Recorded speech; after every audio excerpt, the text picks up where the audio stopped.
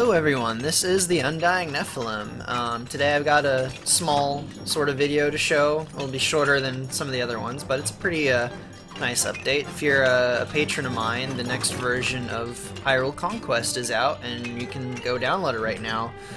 I'm not sure exactly what date I'm going to release it publicly, so keep an eye on the ModDB page for it to show up if you're not a patron. It should be sometime in the next several weeks. Normally I release it exactly 4 weeks, a full month after I give it to patrons, but I might release it a little bit sooner this time because I know a lot of people are waiting for the Zoras and the Goron.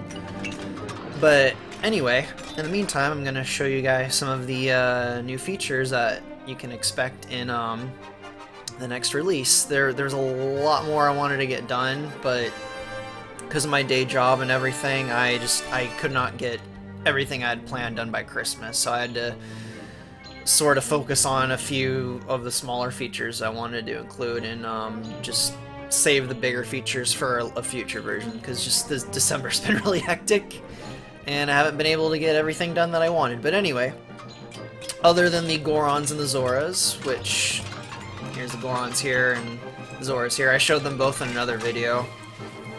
Unfortunately, I wasn't able to get the help to, I guess you could say, script their building methods into the engine before Christmas, so they build their buildings and bases like the Hylians and Gerudo. So unfortunately, that unique feature isn't going to make it into the next version. Maybe the following one, if I can get someone who knows how to do components to help. But in the meantime, they'll just build their bases like the Hylians and Gorons. But if you haven't noticed yet, the map that this takes place on is the Zora River, specifically the version from Ocarina of Time, which is one of my favorite incarnations of it. The layout is pretty much almost exactly the exact same layout from Ocarina of Time. Obviously, the graphics are nothing like the Nintendo 64, but I've sort of injected my own little flavor into it, I guess you could say. But up here we have the entrance to the Zora's capital city, the domain, whatever you want to call it. In the waterfall there, they'll bring out a bridge here, and that's how they get in and out. And awesome, nice huge waterfall. And then the three, I guess I just call them bridges. I'm not really sure in Ocarina of Time what they're supposed to be. They're just like these three weirdly shaped archways that kind of go up to the waterfall. But yeah, I really like how this map in particular turned out. It's the first map in the game that I sort of specifically crafted, and it has like custom assets on it, like the bridges here and the little where is it? The well that goes to the Kokiri Forest back over here in the corner.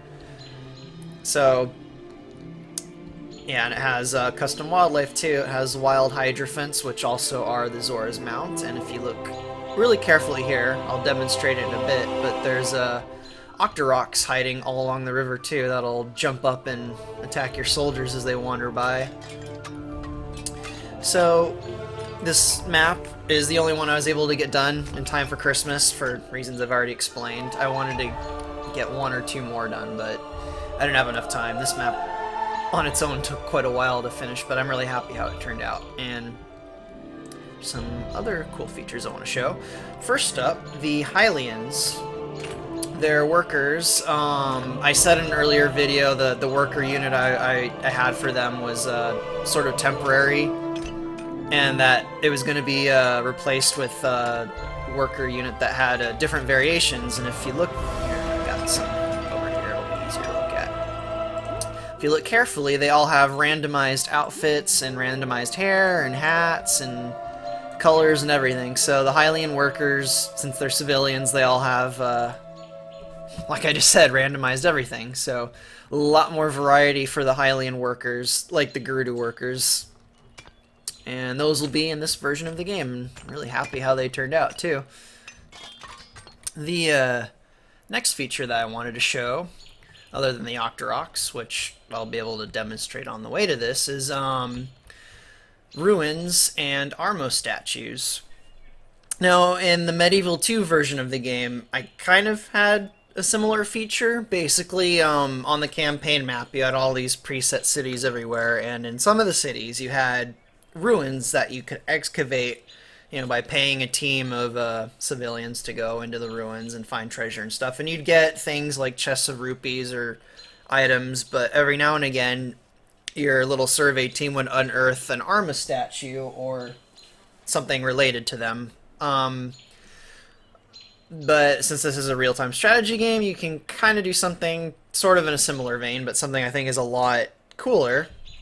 On pretty much every map, you'll find ruins like these.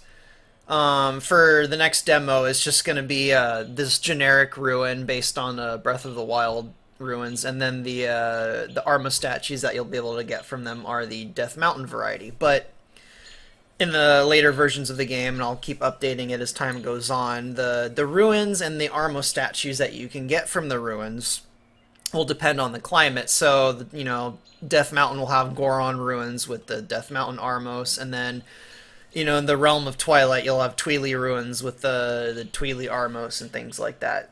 So there's going to be, you know, quite a bit of variety that'll depend on the map. And what you'll have to do is send soldiers out to capture the ruins, and then you'll be able to start training these little hopping statues of death. But they're pretty much always defended by the statues, so you gotta fight through them first. So I'm gonna send my little army out and go do that.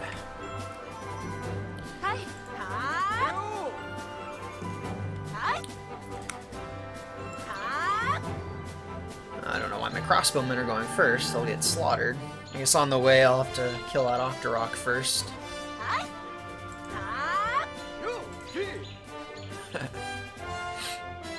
I like the Hylians. I like their purple color scheme and everything.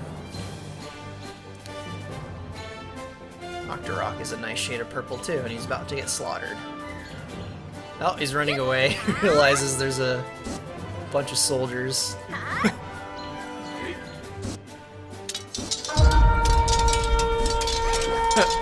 He died pretty easy. Anyway, let us go capture this after we slaughter the Armos statues guarding it.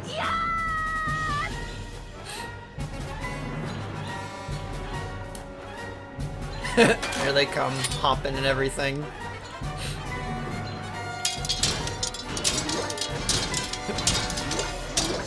Yes, like in Ocarina of Time, they just hop around and bash you. That's their method of attacking.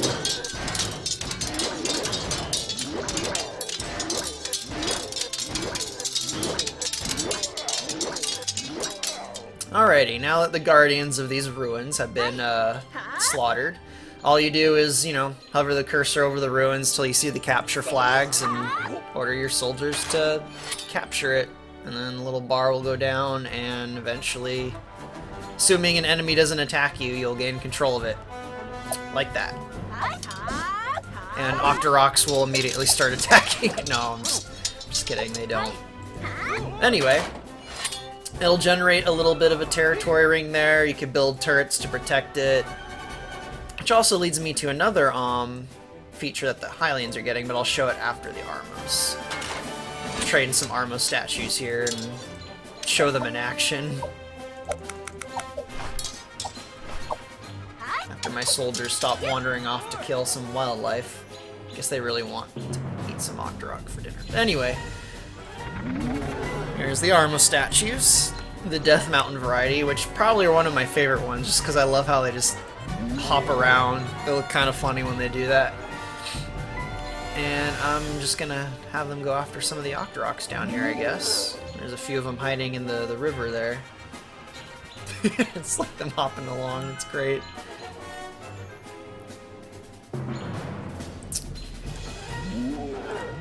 I like the sound effects that they make too. Oh, looks like they're scurrying down in the river.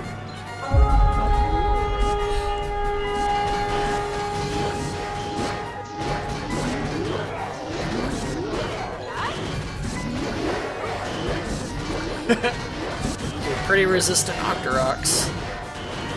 I almost got one.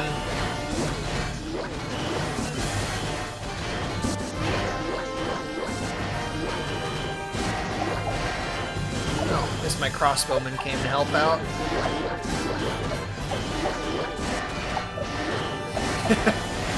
Battle of the statues versus the octopus. Anyway, there's a little demonstration of the Armos.